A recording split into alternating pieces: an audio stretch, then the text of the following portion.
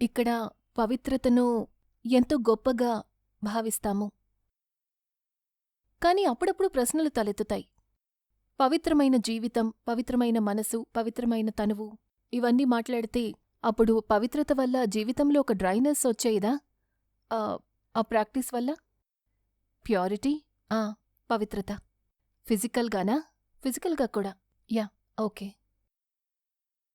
Purity అనేది వేరువేరు లెవెల్స్లో ఉంటుంది. ఒకటి ఫిజికల్, రెండవది ఇంటర్నల్, ఎమోషనల్. మనం ఇంటర్నల్ ప్యూరిటీ గురించి మాట్లాడితే ఫిజికల్ ప్యూరిటీ అనేది చాలా ఈజీగా ఉంటుంది, చాలా ఈజీ అవుతుంది. ఫిజికల్ ప్యూరిటీని అడాప్ట్ చేసుకోవడం నిజంగా చాలా సింపుల్. కానీ చాలాసార్లు మనసులో చాలామందికి భ్రమలనేవి ఉంటాయి. అక్కడికి వెళ్ళాము అంటే వాళ్ళు మనల్ని ఎలా మార్చేస్తారు? కాస్త గట్టిగా చెప్పండి. మీరిక్కడికి 2 రోజుల నుంచి వస్తున్నారు. మిమ్మల్ని ఎవరైనా అన్నాచెల్లెళ్ళని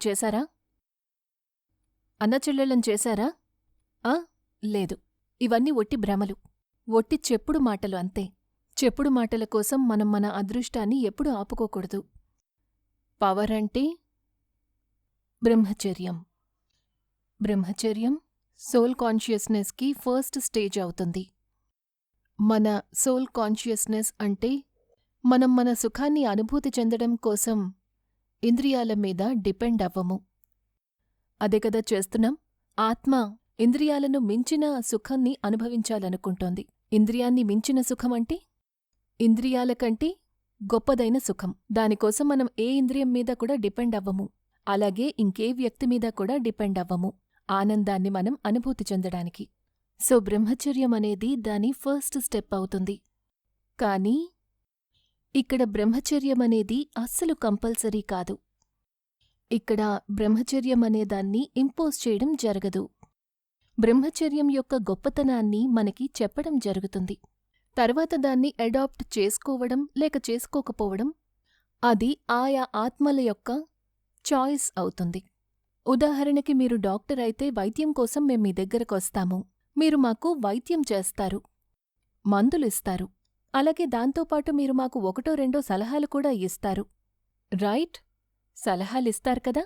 మీరు ఈ వైద్యాన్ని పాటిస్తూ దానితో పాటు ఇలా చెయ్యండి అంటారు. ఆ సలహాలని కొంతమంది పాటిస్తారు, ఇంకొంతమంది వాటిని పట్టించుకోకుండా వదిలేస్తారు. కాని సలహాని పాటించలేక మొత్తం వైద్యాన్ని వదిలేస్తామా? అలాగైతే చెయ్యలేం కదా. సో పరమాత్మతో సంబంధం, కనెక్షన్, దానివల్ల ఆత్మకి వైద్యం జరుగుతుంది. ఆ వైద్యాన్ని ఈజీ చేయడం కోసం బ్రహ్మచర్యం ఒక సలహా లాంటిది. అది ఒక సలహా మాత్రమే. సలహాని పాటించాలనుకుంటే పాటించొచ్చు, పాటించాలనుకోకపోతే వర్తమానంలో దాన్ని మీరు వదిలేయచ్చు కూడా.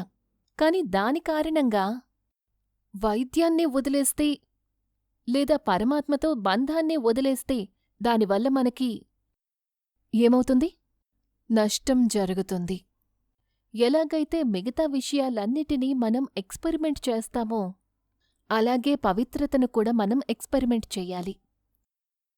పవిత్రతను ప్రాక్టీస్ చేయాల్సిన అవసరం ఉండదు.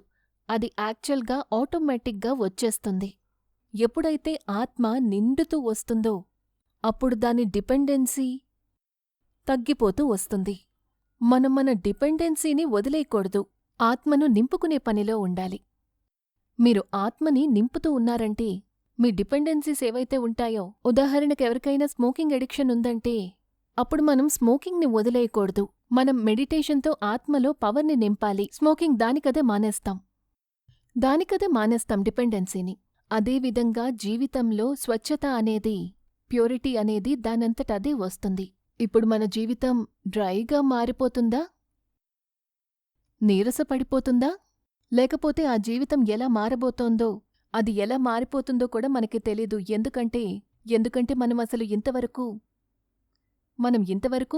దాన్ని అనుభూతి చెందలేదు. ఒకవేళ ఎవరి చేతిలోనైనా రాయుంది అంటే అప్పుడు వాళ్ళ రాయితో ఆడుకుంటారు. ఆ రాయి కూడా ఇంట్రెస్టింగ్గా అనిపిస్తుంది.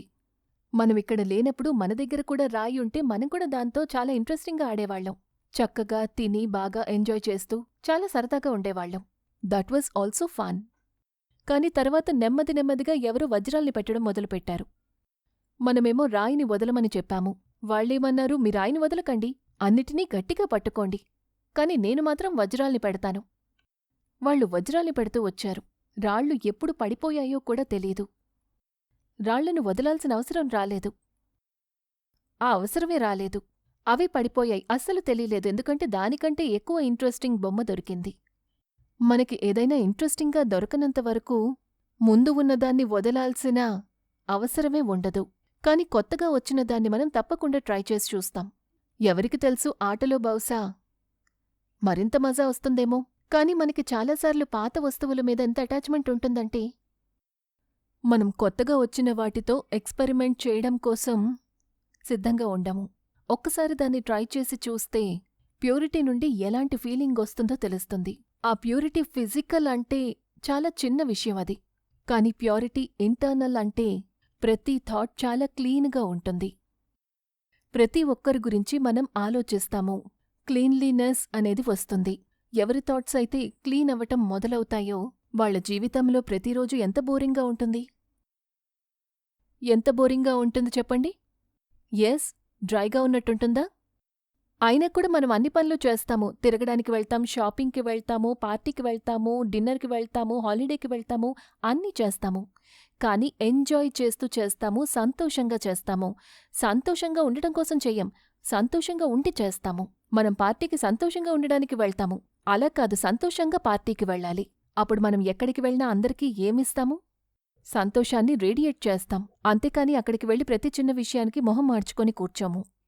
సో ఫోకస్ చేంజ్ అయిపోతుంది, ఈక్వేషన్ మారిపోతుంది. అన్ని పనులు చేస్తాము సంతోషంగా ఉండడానికి కాదు, సంతోషంగా ఉండి అందరిలాగే మనం కూడా జీవితాన్ని జీవిస్తాము. కానీ we will become radiators of peace and love and happiness. అందరూ మీతో పాటు ఉండాలి అనుకుంటారు. They would want to be with you. So this has to be experimented. జీవితం ఎలా ఉండాలి అనేదాన్ని. It will be lot of fun.